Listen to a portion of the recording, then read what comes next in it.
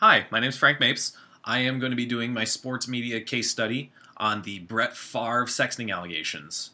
Um, on October 8th, 2010, the NFL began investigating Mr. Brett Favre for sexual misconduct allegations to one Miss Jen Sturger, who at the time was a employee of the New York Jets, where Brett Favre was the number one quarterback for the Jets at the time, stating that she stated that he had sent her racy photos and inappropriate text messages.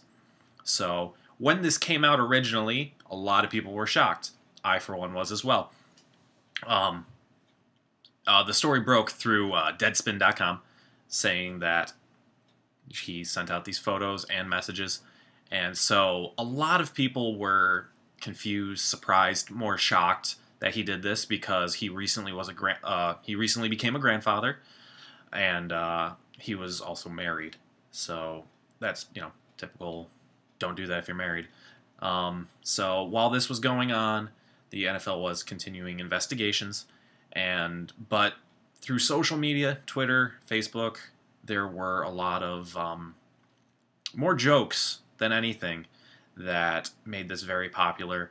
There were a few tweets stating that since Brett Favre is old, in football terms, that no one wants to hear about him or his junk.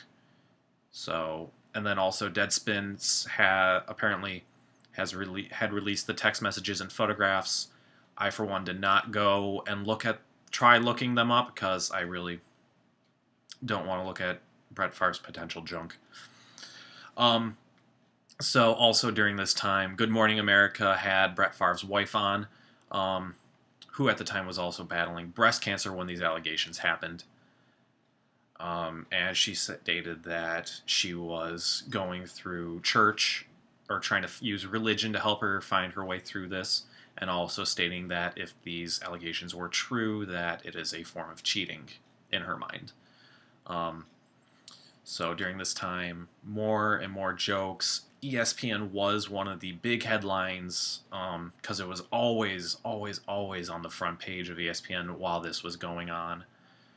And then also even Saturday Night Live had poking some fun at it. So ESPN was more the serious. Everywhere else, from what I've researched, was just more along the lines of making fun of this, stating, yeah, we're kind of over this already.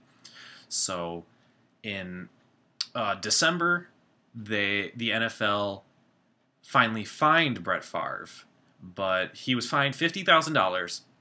But he was fined not because he was guilty, but because he was uncooperative during the investigation. So pretty much the NFL said, we can't find anything that says you did do this, so we can't say you did. So here's just a fine for not cooperating with us. So social media at the time pretty much did keep it on the front page of ESPN for a while, but more or less it just became a running joke, and to this day it's still a joke in my opinion. I myself do not know whether he did or did not do these. Jen Sturger says he did, obviously, but she also states that she was not looking to sue anyone. So we see where that ended up today. So that was my case study, and thank you for watching.